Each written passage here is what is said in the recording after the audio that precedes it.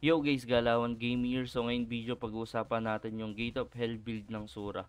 So itong i-share natin ang PvP build to. So ito yung ginagamit ko sa mga large scale PvP gaya ng mga Phantom Hunt, GL, sa mga war. So ayan, umpisahan na agad natin. So sa stats natin guys, Strength 99, Beat 99, so Dex 82. So hindi naman tayo Asura build kaya di na ako naglagay ng int. Tapos may patak lang ako ng 15-7. Tapos, dahil nga PvP build tayo, ayan, papakita ko na rin yung PvP damage reduction ko, pati yung PvP damage bonus ko.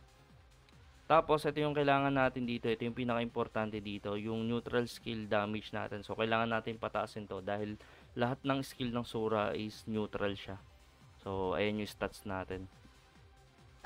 Tapos, sa skill natin, so, ilalahat ko na to kasi yung nakarang pinost ko, nagtatanong kung ano yung mga nilagyan natin dito.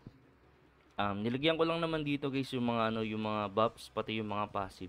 So naglagay ako ng level 10 Demon Bane dahil ito na rin yung ginagamit ko sa PvE. So ayan lang naman yung mga importante dito. Itong triple attack hindi na natin to kailangan kasi Gate of Hell build naman tayo. Tapos yan kukunin pa rin natin yung mga passive lang dito. Yan yung mga critical explosion. Itong Asura nilagyan ko lang din to. Pero hindi ko naman to ginagamit. Syempre importante yung body relock. Tapos ayan, yung mga passive pa rin. Tapos itong tranquility. So, nagagamit din natin itong tranquility. Tapos, pagdating dito, yung mga pang Gate of Hell build lang. So, yung iba, naglalagay ng knuckle arrow, pati itong crescent elbow, para, ma 40 points lang yung, itong true power. Pero ako, mas okay na itong Rampage Blaster, kasi long range yan. So, ayan, parang ganyan lang siya. Pag hindi pa to 40 points, nagaganyan lang ako, para mag 40 points. Tapos, sa settings natin, wala akong nilalagay ito. Ano lang talaga to. Pang grind ko lang to. Kaya nandyan yan. Pero madalas wala talaga yan pagka PvP. Kasi pag nag-implementation ako ng meron yun, naka-cancel. Tumitira siya. Itong Rampage Blaster na to. Kaya tinatanggal ko siya. Kasi naka-cancel yung implantation. Tapos pagdating sa manual, kayo kung saan kayo sanay, kung saan kayo komportable pumindot. Ako, pero ayan yung ginagawa ko. Ako, meron akong charge attack para ginagawa ko. Ang charge attack Gate of Hell na lang. Tapos, tsaka ako magbabody relock. Para hindi na ako body relock in. Tapos, Gate of Hell. So, may charge attack ako. So, ayan. Sa item naman natin guys, ito yung headgear ko. So, may neutral skill damage to na 8%, damage to medium 6, max SP 6%, tapos may P damage na 4.5. So, ito yung pinaka-okay sa atin kasi nga neutral skill damage tayo. Tapos, may card lang to ng Lave tsaka Giant Hornet. Ito pa rin yung pang PvP ko kasi sa mga RK. Pangontra to sa mga RK guys, pati sa mga mech eh. Itong Lave kasi fire resistant to. Tapos ito sa wind. Syempre pag RK, lahat ng elemental binabato nun. So kaya ayan, nagre-resist ako sa mga sa mga elemental kagaya nito. Dustness pati yung Jack. Pagdating naman sa sa Peace, ayan, neutral skill damage din to 6% tapos max SP 7%. So, dahil nga nagpapatas tayo ng neutral skill, so ayan, kukuha tayo ng mga neutral skill damage na costume headgear ayan. Tapos ito, so wala akong pamalit dito. Ito lang talaga meron ako, damage to demi-human tsaka reduction. Syempre dito sa armor natin, tier set. Tapos may core notus card lang. Tapos itong ancient hero natin na pang Gate of Hell natin. Tapos may card lang to ng Hydra tsaka skeleton. Pagdating dito, ayan yung card Dustiness. Tapos dito, ang Berit na kasi max SP tapos max HP. Tapos Time Guardian lang inilagay ko dito. Tapos ito, ang Pendant of Chaos, ito yung pinaka okay sa atin kasi may skill damage na 8% tapos patak 6%. Tapos nilagyan ko lang siya guys ng Furious Poppering. Tapos ito, dito ganun din. Pero group card na yung nilagay natin kasi neutral skill damage na 4.5. So, pag nagka-2 tayo, magdadagdag pa ako ng group card para mapatas yung neutral skill damage. So, nag-iipon na ako niyan. So, ito, meron pa ako ditong isa. So, dito, sa Floral Elf, ito na rin yung okay kasi may melee P damage. Tapos, dito rin may melee P damage tayo. Tapos, sa ano natin, sa cogwheel natin. Ito wala pa masyadong cogwheel dito. So wala rin naman kasing magandang cogwheel para dito sa ano natin. Pero ito lang yung pinaka-okay pala dito isa. So itong aesthetic na to. Ito na yung pinaka-okay. Ito tsaka yung ano, Holy Shield. Ayan. Tapos yung iba wala na, puro pang asura na to. Ito isa pa to, okay din to kasi nakaka-block ng 6 more attacks to. So ayun lang siya. Ito di ko sinasuggest to kasi random yung damage na ito eh. Mas okay yung talagang fix na talaga yung damage mo. Para pag bumato ka ng Hellgate, ayun, makapatay man kung makapatay. Ayan. Tapos, sa enchant natin, ayan, dahil nga PvP yung pinag-uusapan natin dito, nakapang PvP tayo lahat. So, improve P-Dep, tapos Vitality Boost, tapos Anti-P Damage, Vitality Boost, tapos melee boost tayo dito sa mga ano natin. Kasi, kailangan natin yung melee P damage. Ayan, PvP lang din dito. So, ayan lang yung enchant natin. PvP lang naman yung pinag-uusapan natin dito, guys.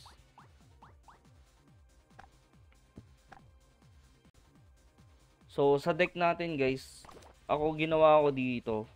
Kinuha ko lang yung mga ano, yung mga dagdag na P damage, tapos HP.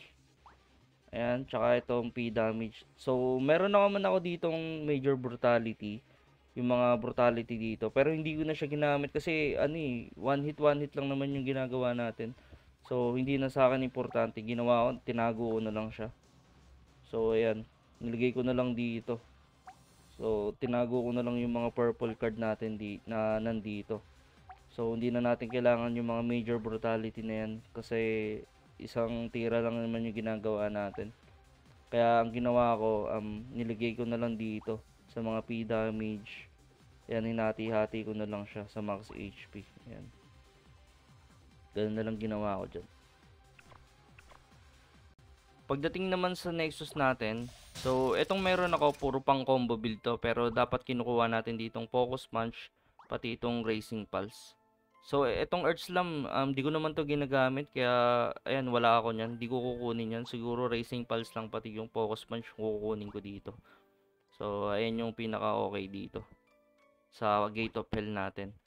Tapos pagdating dito, depende sa inyo kung ano yung ayos nyo, pero ganyan yung ginawa ko. So, mga level 1 lang, ayan, na pinapataas ko para tumaas lang yung PvP damage natin. Ayan, tapos ayan, dito ako naglagay ng 4. Ito, 4 din. So, ayan. Pagdating naman sa Nebula Pot, so dito, ang ginawa ko, kinuha ko yung mga potion efficiency. So, ayan, ito. So, di bali dalawa yun eh. Para mabilis lang mag-regen yung SP ko. Kasi nga, importante sa atin yung SP, di ba? Para kasa lang tayo ng kasa. Tapos dito, depende na sa inyo kung ano yung kukunin nyo. Pero, ayan, ganyan ginawa ko.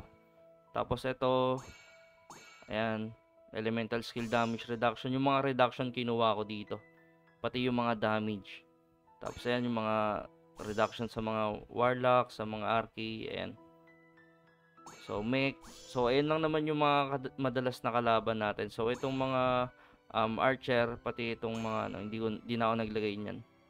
Ito, level 1 lang. Tapos, basta reduction yung mga pinagkukuha ko dito. Pagdating naman sa ano natin, skill, ayan. So, level 80 na ako dito. So, maganda rin to kasi puro reduction din yung bigay nito. Ayan.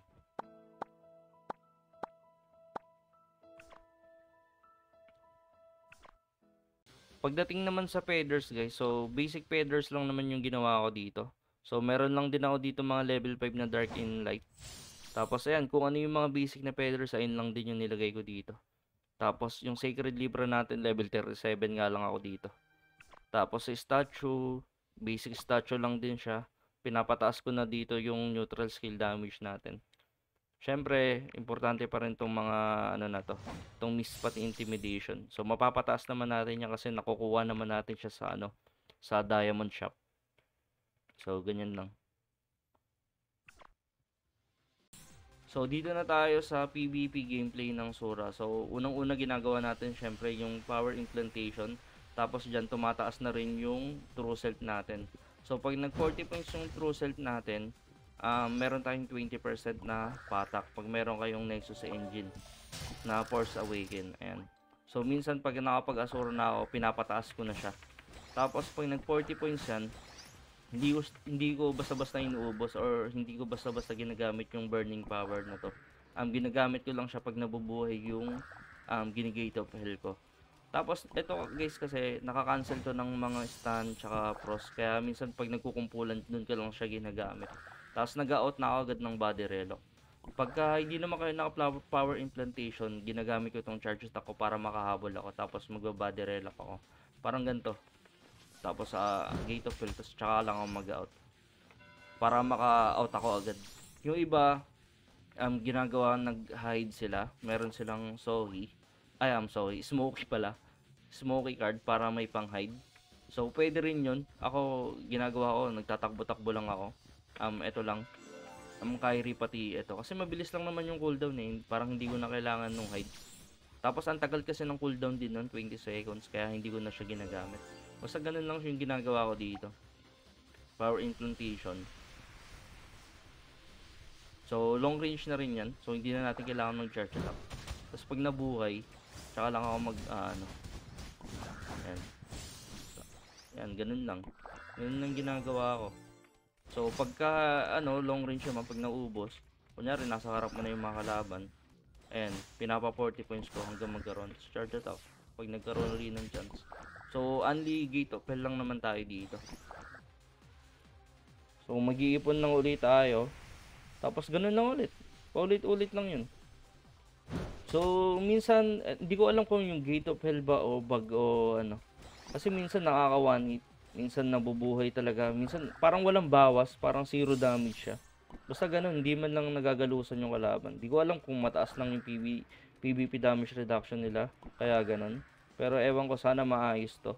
Lalo na tong burning power na to. Dapat gayahin nila yung sa RK na yung 1000 spear hindi siya nakakancel. Ito kasi yung Daya nakakancel eh. Minsan papasok ka lang isang pop lang yung gagawin, tas wala na siya. So yun lang guys, thank you so much sa panonood at huwag kalimutan mag-subscribe at like sa channel natin. So maraming salamat sa mga sumusuporta dyan. Thank you.